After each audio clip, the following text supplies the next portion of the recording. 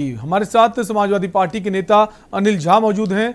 अनिल जी, जैसा आपने पीड़ित की व्यथा सुनी और पूरी घटना सुनी, किस तरह से उससे रिश्वत मांगी गई है, हमारी बीजेपी की जो प्रवक्ता है शबनम पांडे जी, उन्होंने भी कहा कि जो पात्रों को नहीं मिल पाता है, कुछ घटनाएं ऐसी आती हैं, लेकिन उनको हम ठीक करने, सुधार करने का काम करेंगे। क्या कहेंगे सर? शैलन जी, इसमें मुझे दो बातें कहनी है। सबसे पहली बात, जो इस सरकार में स्लोगन है सबका साथ, सबका विकास, सबका विश्वास, और असलियत में यही है सबका विकास जो इनके नामदेव जी के साथ हुआ है। और नामदेव जी जैसे, नामदेव जी को तो आप मीडिया ने इनको ले आए उठा के, इनको दिखा दिया आपने, तो आज शबनम बहन कह रही हैं कि अनिल जी माफ कीजिएगा, आपको नाम बता दें, इनका नाम है विजय मयादीन। नामदेव जो है हमारे वो रिपोर्टर का नाम है, संवाददाता का, जो पीड़ित है उनका नाम है विजय मयादीन।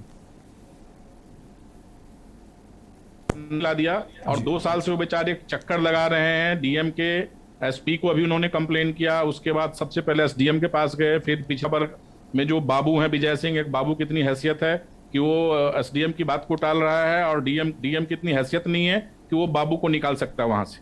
तो ये सच्चाई है इस सरकार की, जो 4.5 साल से इस प्रदेश में हो रहा है। और अनिल जी, इसमें एक बात और मैं जोड़ना चाहूंगा, वो जो बाबू है 17 साल से उसी पद पर, उसी स्थान पर तैनात है, उसकी ना पोस्टिंग इधर होती है ना उधर होती है। तो क्या ये माना जाए कि नीचे से लेकर ऊपर तक सभी मिले हुए हैं, सबके पास मोटी रकम पहुंच रही है?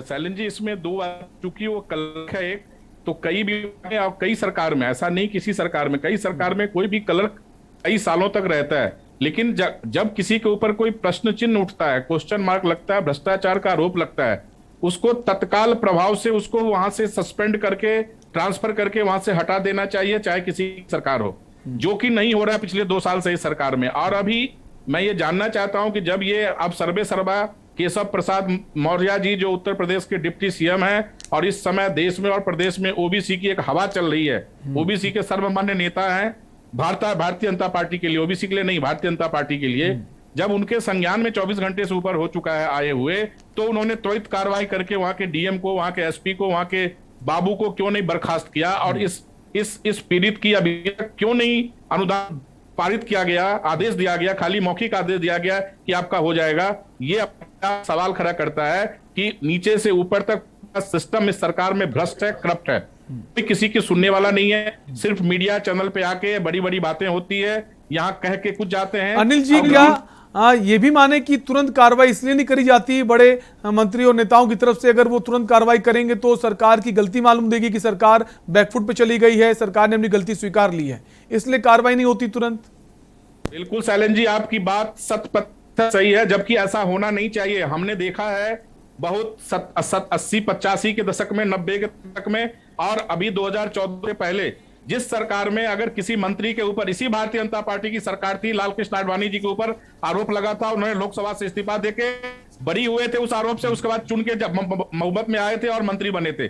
इस सरकार को ऐसा लगता है, जो कि सच्चाई होती भी वही है, मोदी जी को ऐसा लगने लगा कि अगर हम किसी मंत्री के ऊपर आरोप लगता है, किसी अधिकारी के ऊपर आरोप लगता है, या किसी कार्यकर्ता या नेता के ऊपर आरोप लगता है, अगर उसको हम बर्खास्त करते हैं उस पद से, बिल्कुल। तो और सबसे खास बात यह है कि जो बुजुर्ग ने जो हिम्मत दिखाई है वो काबिले तारीफ है। हर कोई इतनी हिम्मत नहीं दिखा पाता है, जिस तरह से वो प्रेस कॉन्फ्रेंस में पहुंचता है और जिस तरह से वो डिप्टी सीएम के सामने भी बात रखता है। उसकी तो दुश्मनी हो गई, जो बड़े बड़े अधिकारी हैं, बड़े बड़े जो बाबू बैठे हुए हैं, तो उसकी सुरक्षा को भी खतरा है। मानते हैं अनिल जी ऐसा? बिल्कुल आप सही कह रहे हैं। मैं तो सबसे पहले उनको सलाम करता हूं कि वो पढ़े लिखे आदमी है, जानकार आदमी है, जिस हिसाब से वो बोल रहे हैं टीवी पे। और अगर उनके जैसे जानकार आदमी के साथ किसी भी सरकार में अगर इस तरह का होता है, तो एक अपने आप में एक सरकार के ऊपर क्वेश्चन मार्क का चिन्ह लगता है। बाकी हम ठीक है, हमारे से शबनम जी भी हैं, उनको भी मौका मिलना चाहिए। शबनम जी, कोई और युवक होता हो तो थक हार कर बैठ जाता है, एक बुजुर्ग ने इतनी हिम्मत दिखाई, लगातार चक्कर लगाता रहा, लेकिन उसने रिश्वत नहीं दी, और जब अपनी शिकायत लेकर पहुंचा तो उसके बाद कार्रवाई तुरंत क्यों नहीं होती है? पहली बात कि अगर वो बता रहे हैं कि वो बाबू 17 साल से है, तो देखिए आज हमारी सरकार ऐसी है जिसमें कि पीड़ित व्यक्ति अपनी गुहार सरकार से डायरेक्ट लगा सकता है। 17 सालों में कितना करप्शन हुआ होगा, लेकिन सरकार शबनम जी यहाँ रोकना चाहूंगा, डायरेक्ट नहीं लगा पाया वो तो प्रेस कॉन्फ्रेंस में उसको जाने का मौका मिल गया, उसको अपनी बात कहने का मौका मिल गया और मीडिया के संज्ञान में आ गया, इसलिए हम उस पर चर्चा कर रहे हैं। नहीं तो ऐसे बहुत से मामले होते हैं जो पता ही नहीं चलते। टैलेंट जी, दूसरी बात आप कह रहे हैं त्वरित इस पर कार्रवाई क्यों नहीं, क्योंकि ये एक सरकारी कार्य है और जिसमें कि तमाम कागजात और सबकी समीक्षा होनी जरूरी है, जांच होनी जरूरी है और जांच होने के बाद ही कोई कार्रवाई होती है। तीसरी बात, ये केस कोर्ट में लंबित है, लेकिन सरकारी तौर पे माननीय डिप्टी सीएम साहब ने जो कहा है वो डीएम को कहेंगे उनके सारे कागजातों की जांच करें और एक कड़ी पैरवी कोर्ट में करके इनको न्याय दिलाने का काम किया जाएगा। क्योंकि ये सरकार, आपने देखा 30 लाख से ज्यादा राशन कार्ड फर्जी पाए गए थे सपा सरकार और बसपा सरकार में बनाए गए, उनको निरस्त किया गया, बेरोजगारी। लेकिन सवाल ये ना कि आपको चुनकर हम लाए हैं, तो जो समाजवादी पार्टी, बहुजन समाज पार्टी ने किया, अगर आप भी वही करेंगे तो फिर सुधार कौन करेगा? एक ब्रेक का वक्त है, फौरन लौटते हैं। आप देख रहे हैं के न्यूज, खबरों का सारथी। संकल्प ये हमने लिया, हर काम को पूरा करे, वंचित कोई ना अब रहे, ये लक्ष्य हम पूरा करें। संकल्प है, संकल्प है, संकल्प है। ना अब कोई पिछड़ा रहे, ना अब कोई लाचार हो, हर वर्ग का उत्थान हो, सबको सभी अधिकार हो, जो सबसे हो पीछे खड़ा, हम साथ में उसके रहे। संकल्प है, संकल्प है, संकल्प है।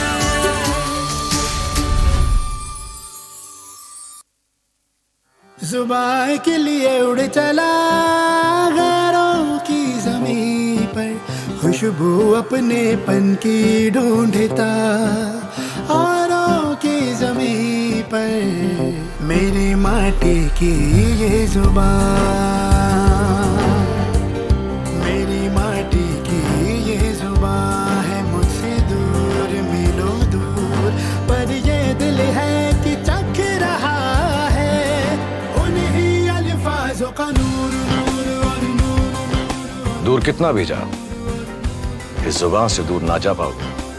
विमल, बोलो जुबान केसरी। आप देख रहे हैं के न्यूज, खबरों का सारथी। ब्रेक के बाद एक बार फिर आपका स्वागत है। आप देख रहे हैं सुबह बोलेगा, जहां हम बात करें अनुदान में रिश्वतखोरी की, जहां सरकार एक तरफ अनुदान के लिए आपको पैसा भेजती है, लेकिन वो पैसा आपके अकाउंट में तभी आता है जब आप बाबुओं की जेब गर्म करती है। इसी पर हम चर्चा कर रहे हैं। उससे पहले एक कॉलर जुड़ गई हमारे साथ, नीतू लखनऊ से। नीतू, अपनी राय रखिए। नीतू, क्या आपको हमारी आवाज आ रही है? शायद नीतू से हमारा संपर्क टूट गया। वापस हम आएंगे। हमारे साथ समाजवादी पार्टी से अनिल झा हैं। और ब्रेक से पहले शबनम जी आपसे जानना चाहेंगे, ब्रेक से पहले जैसे आपने बात की थी कि जो भी मामले होते हैं उसकी जांच कराई जाएगी, और आपने ये भी कहा था समाजवादी पार्टी, बहुजन समाज पार्टी में बहुत सारे मामले हुए हैं, लेकिन अगर अभी की बात करें, अभी इस पिछले महीने की लखनऊ राजधानी जो है वहाँ से मामला सामने आता है। 21 महिलाएं जो पात्र नहीं हैं, अपात्र हैं, उनके अकाउंट में पैसा आ जाता है। और ये वो पैसा है जो घर का जो मुखिया होता है, कमाऊ मुखिया, उसकी मृत्यु पर जो विधवा महिला होती है उसको 30,000 रुपये सरकार देती है। वो 30,000 रुपये जो हैं 21 महिलाओं के अकाउंट में आ जाते हैं। और जब जांच होती है तो पता चलता है कि एक बाबू ने 15,000 रुपये खुद लिए और उनके कागजात लिए और उनके अकाउंट में 30,000 रुपये दे दिए। चलन जी, इस बात से कभी कोई इनकार नहीं कर सकता कि समाज में इस तरीके के आपराधिक किस्म के व्यक्ति, चाहे वो अधिकारी हो या किसी अन्य क्षेत्र में है, हमेशा रहे। अगर आप रामराज के समय भी बंदीगृह हुआ करते थे, क्योंकि अपराध तब भी था। लेकिन आज इतना जरूर आप मानेंगे कि जो भी अधिकारी या कर्मचारी इस तरीके के अपराध करते पकड़े जाते हैं वो बख्शे नहीं जाते। पहली बार देखा गया आईएएस आईपीएस रहे हों या चतुर्थ श्रेणी के कर्मचारी रहे हों, जिन्होंने भी इस तरह की कार्रवाई की है, इस तरीके का अपने कार्य प्रणाली को दिखाया है, उसको बाहर का रास्ता दिखाने में सरकार जरा भी हिचकी नहीं है। ऐसे जो भी मामले सरकार के सामने आता है, सरकार उस पर कड़ी कार्रवाई करती है, लेकिन हर कार्रवाई के पहले जांच की जरूरत होती है, क्योंकि ये निश्चित लेकिन शबनम जी, सवाल है, जांच भी जो होती है वो जांच भी ऐसे लोगों से कराई जाती है, वो जांच में भी घोटाला होता है। ताजा मामला आपको इसी साल का बता रहा हूं, कानपुर शहर का, जहां पर 600 करोड़ का घोटाला हुआ। शादी अनुदान के 935 अपात्रों को पैसा दे दिया गया।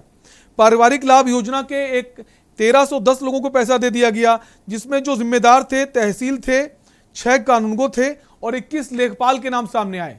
लेकिन जो जांच की गई, सबसे खास बात जो जांच की गई, जो समाज कल्याण विभाग के निदेशक हैं उन्होंने जो जांच कराई, 4 लोगों की कमेटी बनाई, उस जांच में भी घोटाला हुआ। सवाल तो यह भी ना कि जांच अगर होगी, जांच तो निष्पक्ष हो, अगर जांच भी निष्पक्ष नहीं होगी तो जिम्मेदारों को सजा कैसे मिलेगी? शैलेंद्र जी, हम ये नहीं कह सकते, जैसे मैं चर्चा कर रही हूँ 30 लाख राशन कार्ड अपात्रों को बांट दिया गया था और उसको हमारी सरकार ने पकड़ा। इसी तरह बेरोजगारी भत्ता, तमाम ऐसे भत्तों में अपात्रों को बांटने का जो कार्य किया था पिछली सरकारों ने, हमने उसका पर्दाफाश किया और उस व्यवस्था को चुस्त दुरुस्त कराया। उसी व्यवस्था को नहीं, अगर आप देखिए तो पूर्व प्रधानमंत्री तक कहते थे एक चलता है तो 80 पहुंच जाते हैं लोग, 15 पहुंचता। हमने उस व्यवस्था को डीबीटी के माध्यम से दुरुस्त किया ताकि पारदर्शी तरीके से सरकार द्वारा पहुंचाए गए पैसे पात्रों तक पहुंचे। पर इस पर भी अगर कोई सेंध लगाता है तो उस पर भी सरकार कार्रवाई करने में एक कदम भी पीछे नहीं हटेगी। चाहे कोई कितना भी अपराध और साजिश कर ले, सरकार की नजर उन पर है और उन पर कड़ी कार्रवाई होगी।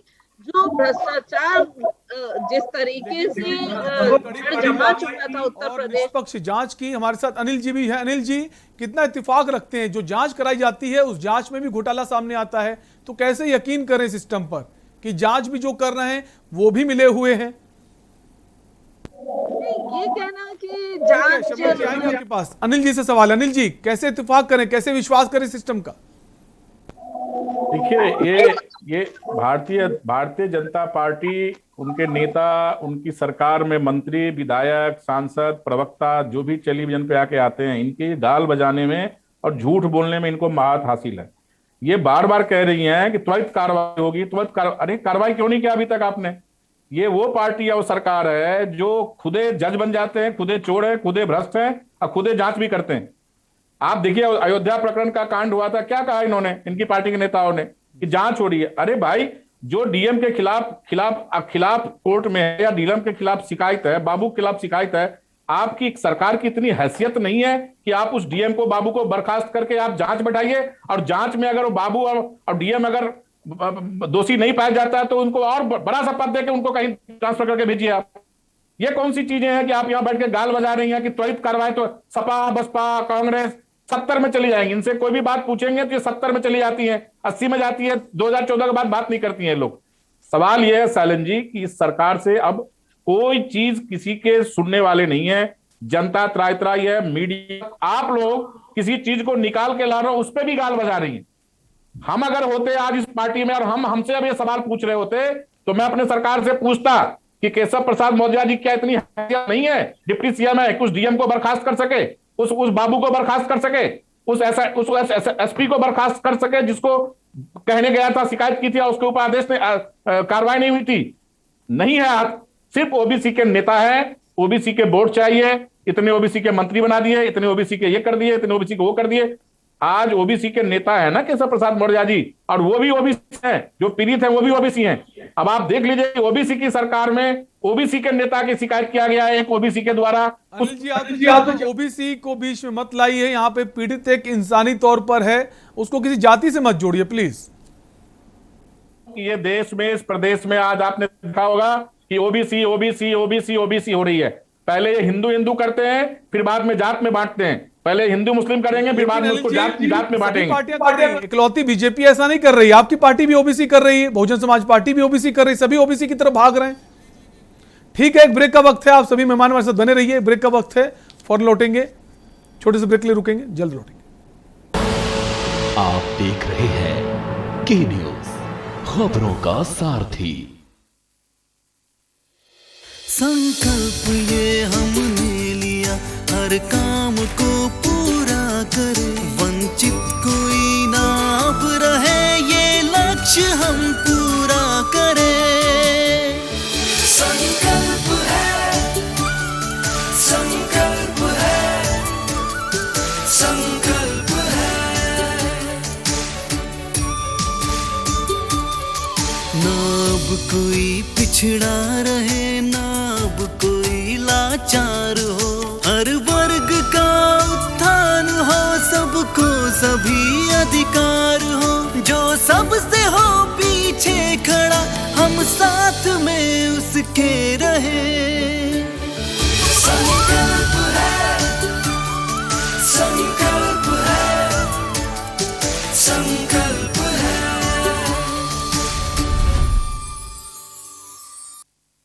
जुबान के लिए उड़ चला गैरों की जमीन पर, खुशबू अपनेपन की ढूंढता, और दूर कितना भी जा, इस जुबान से दूर ना जा पाओगे। विमल, बोलो जुबान केसरी। आप देख रहे हैं के न्यूज, खबरों का सारथी। ब्रेक के बाद आपका स्वागत है। आप देख रहे हैं सुबह बोलेगा, जहां हम बात करें अनुदान राशि में रिश्वतखोरी, किसी पर हम चर्चा करेंगे। उससे पहले कॉलर हमारे साथ जुड़ गई हैं, नीतू लखनऊ से। नीतू, अपनी राय दीजिए। नीतू, आप हमें सुन पा रही हैं? शायद नीतू तक हमारी आवाज नहीं पहुंच रही, संपर्क टूट गया है। वापस हम आएंगे, हमारे साथ शबनम जी हैं। शबनम जी, कुछ मामले ऐसे नहीं होने चाहिए जहां पर जांच ना हो, त्वरित कार्रवाई हो जाए, क्योंकि जब जांच उस संबंध में होती है जहां साक्ष्यों का अभाव होता है। आप ये तो मानती हैं कि जो पीड़ित है उसको अनुदान राशि नहीं मिली है, और पीड़ित की किसी से दुश्मनी तो नहीं होगी अधिकारी से कि उस अधिकारी का नाम लेगा, उसको पैसा नहीं मिला इसलिए तो अधिकारी का नाम ले रहा है, और अगर वो किसी अधिकारी का नाम ले रहा है तो उस पर कार्रवाई क्यों नहीं होती? देखिए शैलन जी, इस बात को कहना कि जांच नहीं की जाए, साक्ष्य होने से कह रहा हूं, हर मामले में जांच किया जाना क्या संभव है? जिन मामलों में साक्ष्य सामने हो, आप ये तो मानती जो पीड़ित है उसको पैसा नहीं मिला अनुदान राशि, और अगर अनुदान राशि नहीं मिली है, किसकी वजह से नहीं मिली है, अगर वो उसका नाम बता रहा है तो क्या उस पर कार्रवाई नहीं होनी चाहिए? ये सवाल है मैम। देखिए, कार्रवाई होनी चाहिए, लेकिन अगर नागरिक कोई आवाज उठाता है और जिसके विरोध में आवाज उठाता है, दोनों के पत्रावलियों की जांच निश्चित तौर पे होनी चाहिए। साक्ष्य है तो जांच करना आसान हो जाएगा, और क्योंकि ये मामला कोर्ट में भी रहता है तो ये सारे साक्ष्य कोर्ट में भी पेश किए जाएंगे। इसमें त्वरित कार्रवाई करके इनके साक्ष्यों को इकट्ठा करके कोर्ट में एक मजबूत पैरवी के तौर पे दे सकती है।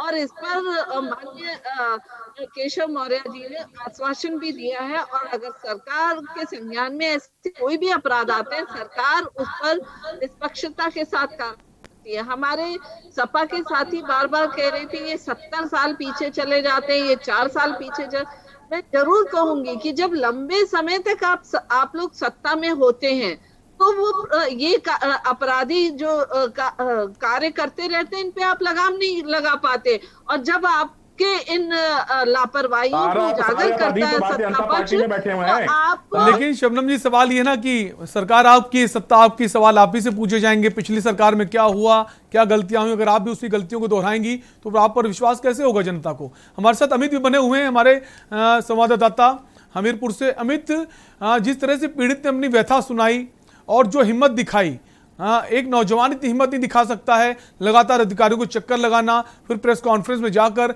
डिप्टी सीएम के सामने अपनी समस्या सुनाना, अब क्या उसकी जान को भी खतरा हो सकता है? क्योंकि उसने मोर्चा तो ले लिया बड़े बड़े अधिकारियों से। जी, फिर से पूछे। अमित, क्या आपको हमारी आवाज आ रही है? अमित, क्या आप हमें सुन पा रहे हैं? शायद अमित तक हमारी आवाज नहीं आ रही। वापस अनिल जी के पास आएंगे। अनिल जी, जैसा शबनम जी कह रही थी कि आपकी सरकारों में भी ऐसा हुआ है, और कहीं ना कहीं मैं भी मानता हूं कि समाज कल्याण विभाग जो है वो आज से नहीं बरसों से ऐसा करता चला आ रहा है। क्या समाज कल्याण विभाग के जो बैठे अधिकारी हैं इनकी हर सरकार से पैठ होती है, साठगांठ होती है?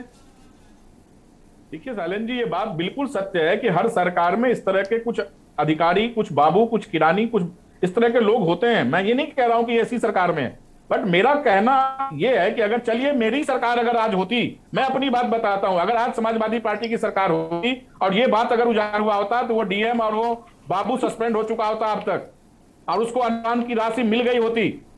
20,000 रुपया कोई बहुत बड़ी रकम नहीं है भारतीय जनता पार्टी की जैसे अमीर पार्टी के लिए और सरकार के लिए। सवाल यहां नैतिकता की है और सवाल यहां नीति की है और नियत की है। यहां नैतिकता है नहीं, नीति कोई है नहीं और नियत रहा नहीं। यहां सिर्फ गोल मटोल बात करने के लिए, मुद्दों को अटकाने के लिए आज वो पीड़ित 2 साल, आप मुझे बताइए, बहन जी का कोर्ट में लंबित है। अरे भाई 2 साल पहले एसडीएम ने उसको पास किया, एसडीएम ने जिला कल्याण आयोग में भेजा, क्यों नहीं पैसा मिला उसको? ये क्या साक्ष्य कम है क्या कि किसी एसडीएम ने, अधिकारी ने 2 साल पहले आप ही की सरकार में उसको आगे प्रस्तुत करता है, देने के लिए गुजारिश करता है और उस विभाग में जाके वो पैसा रुक जाता है, नहीं मिलता उसको? ये क्या कम साक्ष्य उस बाबू के लिए? लेकिन नहीं, वो बाबू किसी न किसी ने, वो बाबू किसी नेता का, किसी विधायक का होगा। अनिल जी, एक और ये तो बात आप करेंगे एक भी अभी उदाहरण सपा नहीं पेश कर पाएंगे जब आपकी सरकार बहन जी, की, आप तो इस चुप रहिए, तरह की आप बातों चुप को रहिए। आप कहीं मान्यता भी देते हो। आप आप खाली गाथा तरह से गाइए, खारिज गाथा कर दिया गाइए, करते थे। मोदी, हमारी आप खाली गाथा सरकार, गाइए, चाहे 6 वो महीना। डीएम हो, एसपी हो, उसके बाद मैंने आप बार विपक्ष बार में कहा, बैठिएगा, फिर ये आईएएस सवाल और आप आईपीएस तक करिएगा को तो अच्छा बाहर का देगा। रास्ता दिखाया गया है। बहन जी, मैं इसलिए आपसे निवेदन हमारी करता हूं सरकार कि पे आप प्रश्न गाथा उठाने के गाइए। पहले आप अपने समय के सरकारों को देखिए अरे कि भाई, इस तरह की आज की बात करो बहन जी, तरीके के जब आरोप 2022 में विपक्ष में बैठा खारिज कर देते थे। दोनों ही का बहुत बहुत शुक्रिया। अमित, आपका भी शुक्रिया चर्चा में जुड़ने के लिए। समय का अभाव है, अपने कार्यक्रम को हमें यहाँ समाप्त करना होगा। तो समाज कल्याण विभाग जो है वो आज से नहीं बरसों से भ्रष्टाचार करता आ रहा है, सरकार कोई भी हो, इसी पर हम बात कर रहे थे। फिलहाल इस खास पेशकश में इतना ही। देखते रहिए के न्यूज़ इंडिया। नमस्कार। एसपी साहब को 5 पत्र दिए जाते, कोतवाल कोई यहाँ कार्रवाई नहीं करता है।